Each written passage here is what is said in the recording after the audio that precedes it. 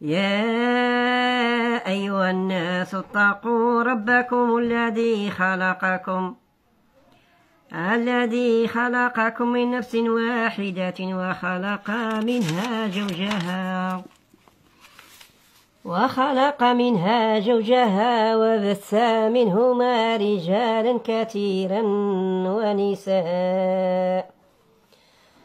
واتقوا الله الذي تساءلون به والأرحام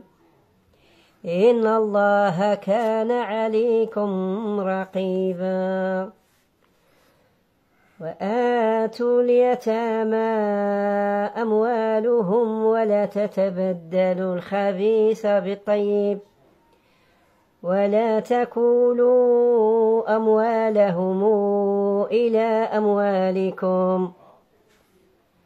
إنه كان حبا كبيرا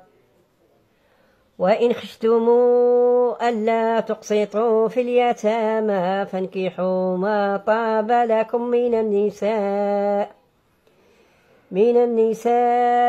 مثنى وثلاث ورباع